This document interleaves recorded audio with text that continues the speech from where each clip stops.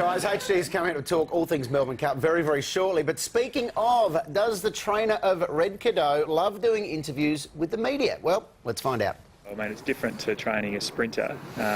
You've got to put more time in and perhaps the results aren't guaranteed. This is much more interesting. I hope you got it, guys. He's not a big fan. Now, when it comes to rules that govern our society, we'd all like to think that at least sometimes common sense will prevail. But as you're about to see, it's increasingly in short supply.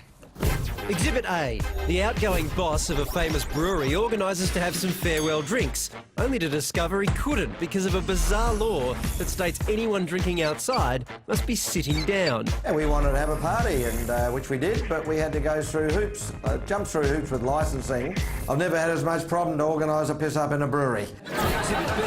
A Melbourne mum is left gobsmacked after a Westpac phone operator demands her 3-year-old toddler identify himself on the phone when she called to update his account. It's fantastic to know that they take their Privacy Act so seriously, but for a 3-year-old who barely takes instructions from parents, it's a bit ridiculous. Exhibit C. Our treasurer, Joe Hockey, is out for pizza with friends and family and goes to join 2 tables together for the group. The owner of the pizza shop came and said, "I'm sorry, Mr. Hockey, you're not allowed to do that. Council regulation prevents you putting the 2 tables together." Exhibit D. Limo shall not bully Wally.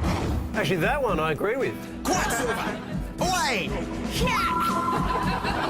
These are just some of the thousands of stupid rules that have landed Australia the title of nanny state. If you become so risk-adverse, you stifle creativity and imaginativeness and a lot of areas that have made this country awesome.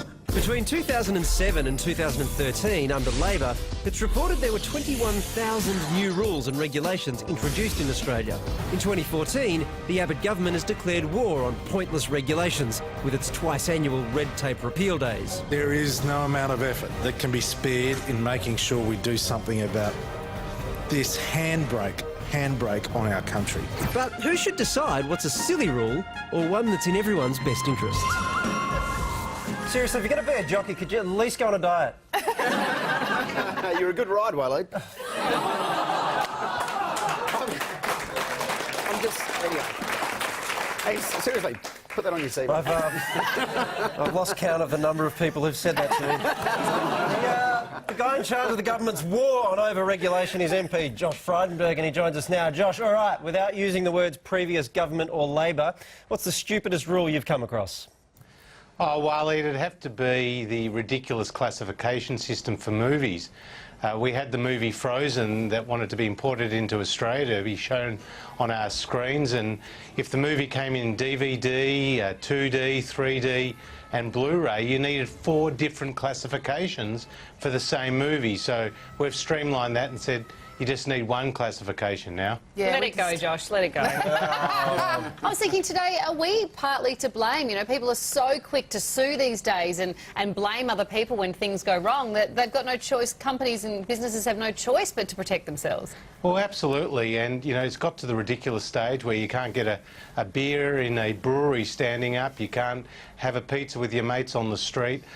Look, it's just gone out of control at the state and local government level as well, so we've really just got to get that risk-based approach right. On the one hand, understanding what the risk to the community is, but on the other hand, seeing what is a ridiculous layer of compliance and burden on small business in particular. Josh, we've got a rule on this show where we can only ask 4 questions per guest, so sorry, that's it. Okay. Well, I've enjoyed it anyway. No, on a serious note, no, Josh. All right, we've just formed a subcommittee. They've approved 1 more. Are we so... It's ridiculous. I understand we need some basic rules to function as a society, but are we so incapable of being decent to each other that we need a bazillion others to function on a day-to-day basis?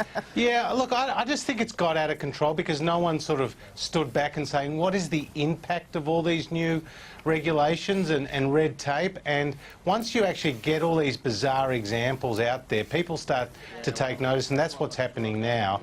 And I just think we have to be more relaxed as as a society and not worry, as you say, about putting all these layers of protection, which really, at the end of the day, hurt us all because we can't be as free to do what we want as we should be. I love that. I am not doing my tax next year, guys. I am chilling right out. Wait for that knock on the door now. Sure. All right, Josh, great to chat to you. Thanks for your time. Great to be with you. Thanks, guys.